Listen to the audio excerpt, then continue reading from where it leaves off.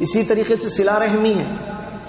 ان کے علاوہ بھی رشتہ دار ہیں نا، ابا کے رشتہ دار، امی کے رشتہ دار یہاں رہتے ہیں یا باہر رہتے ہیں، ان سے بھی بات کیجئے، وزٹ کیجئے، یہاں رہتے ہیں، خیال کیجئے، صلہ رحمی کیجئے، فون کیجئے، بات کیجئے، خیریت لیجئے ان کی بھی. یہ رمضان کے اچھے کاموں میں سے. اسی طریقے سے اور کیا کر سکتے ہیں؟ پڑوسیوں کے حقوق، علماء کے حقوق، بادشاہ کے لیے دعا کیجئے، مسلمان بادشاہ کے لیے جیسے ملک سلمان، دعا کیجئے، حکومت کے لیے دعا کیجئے. خیر کے کام میں لگے ہوئے ہیں، خیر کے کام میں، دفاع میں لگے ہوئے ہیں، حق کی طرف سے دعا کیجئے ان کے لیے.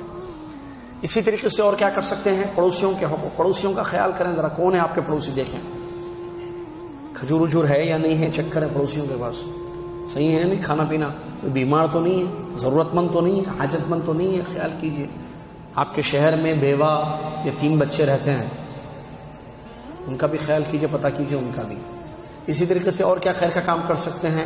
ہاسپٹلوں کو وزٹ کرنا رمضان میں، وائف کو لینا، ہاسپٹل جانا رات میں یا دن میں جا کر کیا کرنا؟ ریسیپشن پہ پتہ کرنا کہ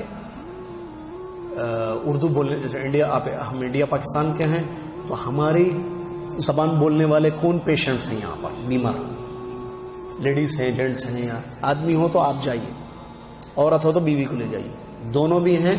عورت اور آپ کی بیگم عورتوں کی جو ہے تیمارداری کریں، آپ مردوں کی تیمارداری کیجیے. جائیے، سلام کیجیے، بیٹھیے، خیریت لیجیے. زیادہ لمبا مت بیٹھیں بیمار کے پاس، تھوڑا بیٹھیے اور ان کو پوچھیے کیسے ہیں آپ، ٹھیک ہیں، کیا حال ہے، کیسے ہیں. سبحان اللہ.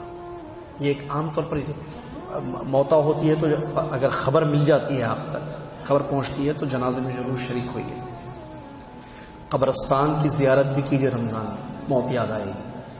وہ چلا گیا، میں ہوں، مجھے بھی جانا ہے. وہ ابھی کچھ نہیں کر سکتا ہے، میں ابھی بہت کچھ کر سکتا ہوں. میں وہاں رہوں گا تو کچھ نہیں کروں گا، افسوس کروں گا، تمنا کروں گا کہ یہاں ہوتا تو. اب یہاں ہوں تو اب یہاں کو غنیمت سمجھو. ایسے جو ہے ذرا جائیے قبرستان، قبروں پر نظر پڑے گی نا تو یاد آئے گی بہت زیادہ.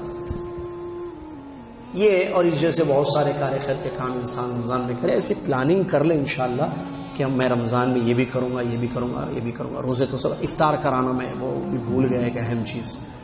افطار بہت اچھی چیز ہے، کرائیے. اور ایک حدیث یاد رکھیے، نبی صلی اللہ علیہ وسلم، عام طور پر کیا ہوتا ہے افطار میں جو ہے مطلب کے لوگوں کو بلایا جاتا ہے. مطلب کے لوگ سمجھتے ہیں مینیجر کو بلائے، باس کو بلا لیے، اونر کو بلا لیے.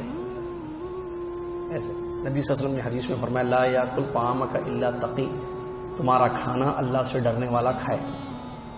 حدیث ہے. کھانا بہت لوگ کھانا سب کھلاتے رہتے ہیں نا، دعوتیں ہوتی ہیں، لیکن دعوت متقی کو دی جائے، یہ زیادہ افضل ہے. ٹھیک ہے. دوسری اس میں بہت فائدہ ہے افطار کرانے میں. سب سے بڑا فائدہ ہے کیا ہے افطار میں، جو حدیث سے ثابت ہے.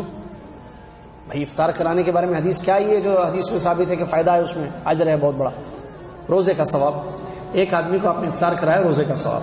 اور کیا فائدے ہیں اس میں؟ اور کیا ہے؟ تعلقات مضبوط ہوتے ہیں، بھائی چارگی ہے. جس کو آپ افطار کرائیں گے وہ دعا دے گا نہیں دے گا آپ کو؟ علم والا ہو تو دعا دے گا، ایسے ہو تو کھا کے چلا جائے گا. ماشاء اللہ زبردست بھائی، شکریہ شکریہ شکریہ بول کے جائے گا. کیا بولے گا؟ زبردست افطاری تھی بھائی، کیا انتظام تھا بھائی، ماننا پڑتا بھائی آپ کو، ایسے بول کے جائے گا. علم والا ہوگا تو اللہم اعط من اطعمنا واسقنا افطر عندکم الصائمون واکل طعامکم الابرار، یہ دعا پڑھ کے جائے گا. اور دعائیں کہاں یاد رہتی ہیں، یہ بھی الگ مسئلے ہیں. بہرحال دعائیں، تعلقات مضبوط ہوں، رشتے دار، اور اس کی دعائیں ہیں. اور بہت سارے اچھے، اس کو خوش بھی کیا آپ نے. اور ایک فائدہ یہ بھی، حدیث میں رسول سے سوال کیا کہ کون سا عمل اللہ تعالیٰ کو سب سے زیادہ محبوب ہے؟ کہا کہ تم اپنے بھائی کو جو خوش کرتے ہو. آپ نے ظاہر بات افطار کی دعوت آتی ہے تو آدمی خوش ہوتا ہے، چلو بھائی آج فلاں صاحب کے پاس افطار کی دعوت ہے، جاتا ہے کھاتا ہے ان کے پاس، خوش ہوتا ہے. آپ نے اپنے بھائی کو خوش کیا ہے. اور فائدے، خیریت معلوم ہوئی ان کے احوال سے واقف ہوئے آپ، نہیں تو کیا گزر بسر، کیسا کیا چل رہا ہے، جاب کا کام وغیرہ، گھر بیوی بچے وغیرہ، یہ ساری خیریت. ہمارے پاس افطار کا سسٹم بہت کم دیکھنے میں آیا، خاص طور سے انڈیا پاکستان کے لوگوں میں.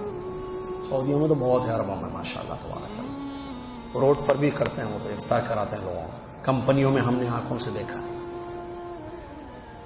سعودیوں کے بارے میں ایک نظر لوگوں کی الگ ہے، دوسری نظر دیکھتے نہیں، ایک آنکھ سے دیکھتے ہیں خالی، دوسری آنکھ دیکھتے نہیں، اچھائیاں کبھی نظر نہیں آتی. الخیر یخص والشر یعم، جیسا خیر خاص ہوتا ہے، شر پھیل جاتا ہے. ہم نے عام طور پر میں، میری بیوی، میرے بچے پورا رمضان ایک آدمی کو افطار نہیں کرا. پورا کیا روزہ ہے؟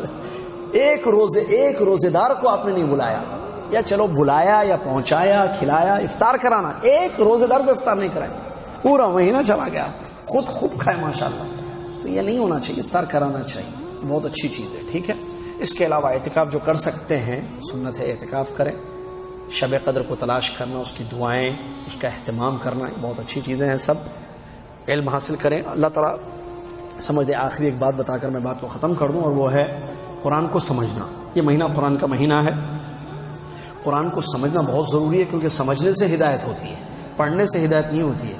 سمجھ کر پڑھنے سے ہدایت ہوتی ہے. آدمی کو سمجھ میں نہیں آ رہا ہے، پڑھ رہا ہے قرآن، صرف تلاوت اپنی جگہ ہے، لیکن تفسیر ضرور پڑھیں. اور